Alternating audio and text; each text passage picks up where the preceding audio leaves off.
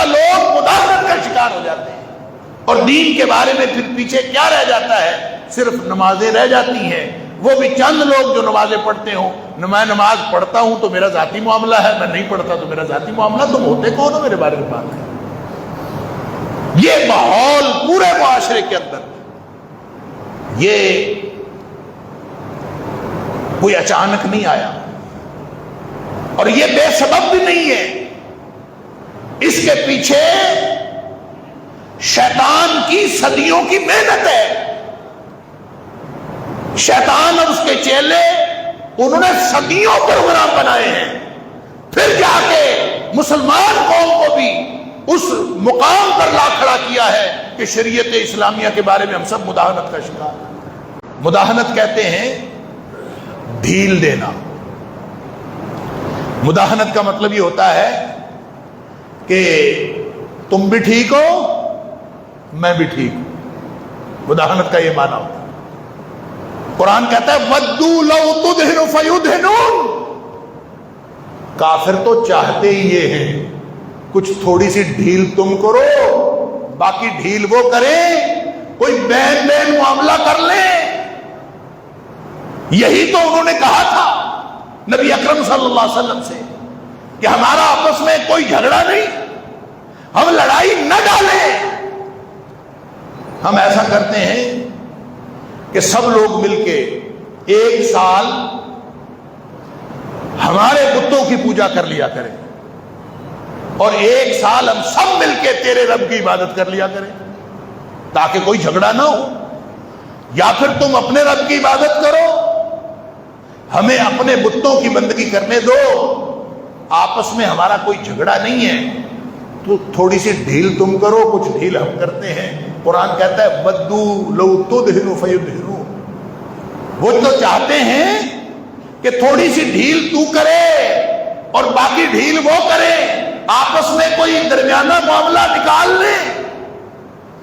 فرمایا فَلَا تُطِعِ الْمُكَذِّبِينَ۔ یہ جھوٹے لوگ ہیں، ان کی بات کبھی نہیں ماننی۔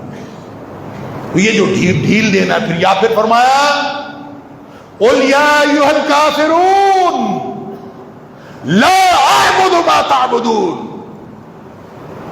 کافرو، تم کسی اور کی پوجا کرتے ہو، میں کسی اور کی بندگی کرتا ہوں۔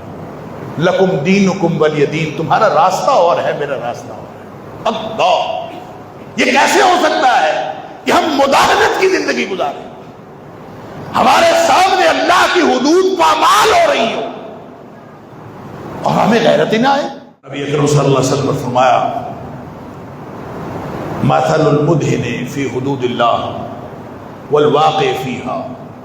اس کی مثال جو اللہ کی حدود کے بارے میں مداہنت اختیار کرتا ہے، اور وہ جو اس میں اس کو پامال کرتا ہے، اللہ کی حدود میں گھس جاتا ہے، توڑ دیتا ہے اللہ کی حدود کو، اس کی مثال کمثل قوم استحموا، ایک قوم کی مثال ہے استحموا سفینۃ، جنہوں نے ایک ہوائی جہاز، اس بحری جہاز پہ بیٹھنا تھا۔ بحری جہاز کے دو منزلیں تھیں، انہوں نے آپس میں قرآن اندازی کی، استحموا سفینۃ، انہوں نے آپس میں قرآن اندازی کی، اور قرآن اندازی کر کے کچھ لوگ اوپر والے حصے میں آ گئے، کچھ لوگ نیچے والے حصے میں آ گئے۔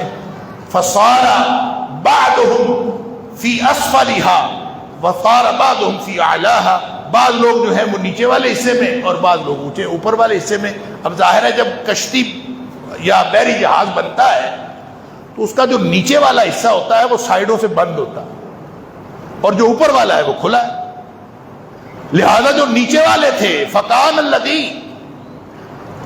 فی اسفلها، نبی پاک صلی اللہ علیہ وسلم فرماتے ہیں کہ وہ جو نیچے والے حصے کے لوگ ہیں یمرون علی الذین یمرون بالماء علی الذین فی اعلاها، ان کو پانی کی ضرورت پڑتی تھی نیچے والوں کو، تو پانی لینے کے لیے ان کو اوپر جانا پڑتا تھا، وہ اوپر والے حصے پہ جاتے تھے، وہاں سے جا کے پانی لیتے تھے۔ اب ظاہر ہے کہ جب وہ اوپر والے اپنی اپنی جگہوں پہ بیٹھے ہوتے تھے، نیچے والے جاتے تو ان کو ان کے اندر سے گھس کے جاتے، فتعذوا بہ، اس سے اوپر والوں کو تکلیف ہوتی تھی۔ فتعذوا بہ، اس نے کیا کیا، جب وہ ان کو تکلیف ہوتی تھی پانی لینے کے لیے، ان کو پانی لانا پڑتا تھا۔ بالآخر اس نے کیا کیا،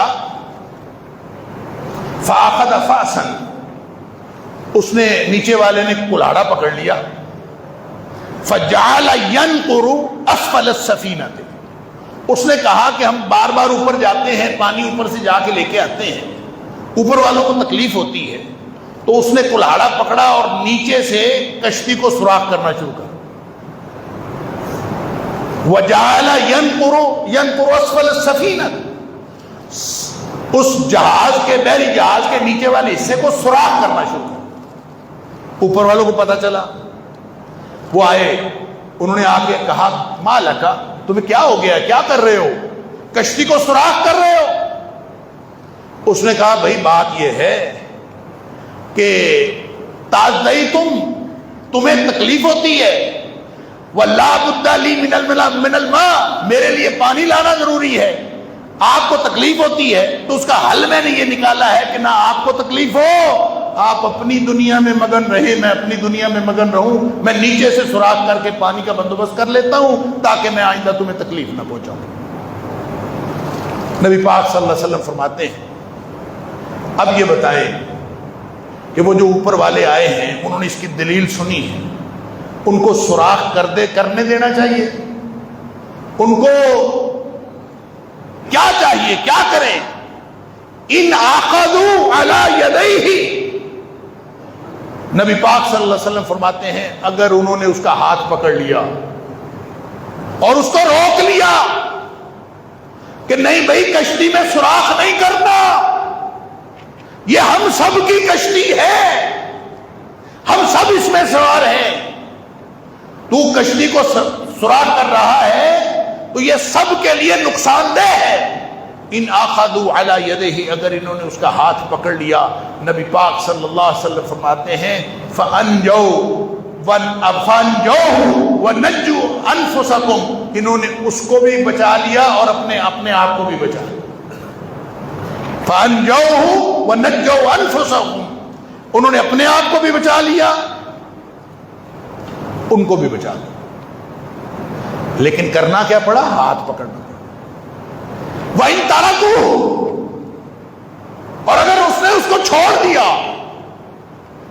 کہ ہم اپنی جگہ تم اپنی جگہ، تمہارا اپنا معاملہ ہمارا اپنا معاملہ، تو اپنے گھر میں اپنے گھر، تیرا دین اپنا میرا دین اپنا، تیرا عمل اپنا میرا عمل اپنا، اگر اس نے چھوڑ دیا، نبی پاک صلی اللہ علیہ وسلم وَإِن تَرَكُوهُ، اگر انہوں نے اس کو چھوڑ دیا، أَهْلَكُوهُ وَأَهْلَكُوا أَنفُسَهُمْ، انہوں نے اس کو بھی برباد کر دیا اور خود بھی برباد ہو گئے۔ ظاہر ہے نیچے سے سوراخ ہوگا تو کشتی ڈوب جائے گی، تو کشتی جب ڈوبے گی تو کوئی ایک نہیں ڈوبے گا، سارے ڈوبے گا۔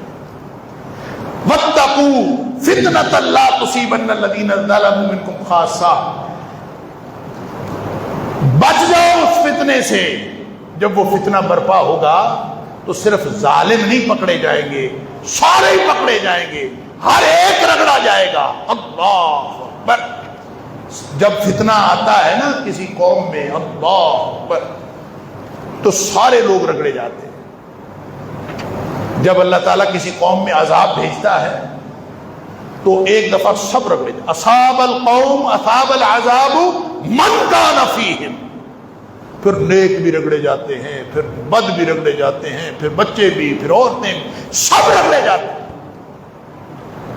ثم بعثوا علی اعمالہم، البتہ قیامت والے دن ہر شخص اپنے اپنے اعمال کے مطابق اٹھایا جائے، لیکن ایک دفعہ وہ جو فتنہ ہے اس سے سب متاثر ہوتے ہیں۔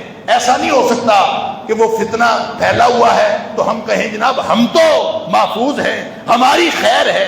نبی پاک صلی اللہ علیہ وسلم نے کیا شاندار مثال بیان فرمائی، اور مثال بیان کر کے نبی پاک صلی اللہ علیہ وسلم فرماتے ہیں یہ مثال ہے مثل المدہن فی حدود اللہ والواقع فیہا، جو اللہ کی حدود کو پامال کر رہا ہے اور جو اس کے بارے میں مداہنت کا، ڈھیل کا شکار ہے، مداہنت کا شکار ہے، یہ ان کی مثال۔ لہذا اگر اس قوم کو بچانا ہے، اس معاشرے کو بچانا ہے، تو جرم چاہے کسی ایک نے کیا ہو، ظلم چاہے کسی ایک نے کیا ہو، گناہ چاہے کسی ایک نے کیا ہو، بے حیائی چاہے کسی ایک نے پھیلائی ہو، جھوٹ چاہے کسی ایک طرف بولا جا رہا ہو، بددیانتی چاہے کسی ایک طبقے میں ہو رہی ہو، جو بھی فتنے ہیں، جتنے بھی فتنے ہیں، وہ فتنے جہاں کہیں بھی ہیں ان کو دور کرنا ساری امت کی ذمہ داری ہے۔ اگر ایسا نہیں ہوگا نا تو پھر اللہ کا عذاب آ جائے۔ اللہ